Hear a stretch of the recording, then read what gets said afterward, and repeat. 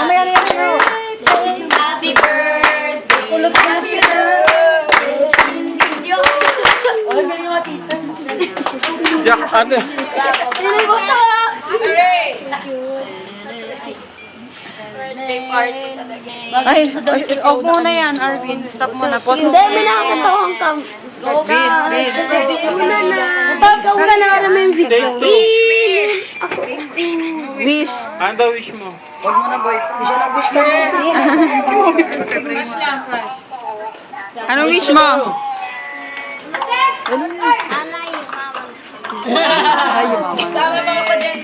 Sama mo kami dyan, ha? Oo na. Yay. Nga pati ako ah. Puso. Pati si Hans ah. Kaya paano si Hans? Di mo pa nag-wish? Hindi niya na kailangan i-wish. Kusa na ng lalaki.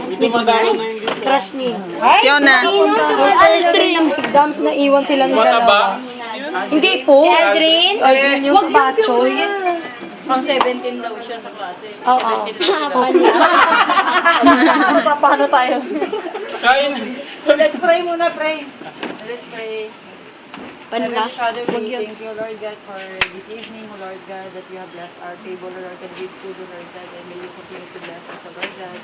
And ngayong gabi po, Panginoon, pinagpapasalamat po namin yung birthday celebration namin for Fiona, O Lord God. Thank you for your faithfulness sa buhay niya.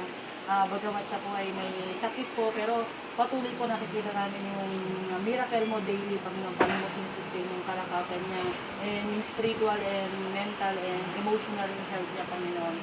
We thank you and we praise you, Panginoon, because we cannot do anything without your presence in our lives, Lord God. And patuloy po na pinagpapasalamat din namin yung love and care, Panginoon, na nakukuha sa family, sa mga teachers, sa friends, Lord, and may you continue to shower her ng blessing, Panginoon, kasi mas more po, Panginoon, yung love and care na nakukuha sa paligid ng na nagbibigay ng encouragement sa kanya para mas mapagbuti niya yung pag-aaral niya, Lord. And we thank you, Panginoon, na patuloy na minumold mo siya, na yung continue to mold her, na piniprepare mo siya para sa future na piniprepare mo for her, Lord. And patuloy po na tinataas namin sa iyo, Panginoon, yung kalakasan, lalo po yung pangangalawan niya, Panginoon. And pinagpupuri namin ang faithfulness mo sa buhay niya.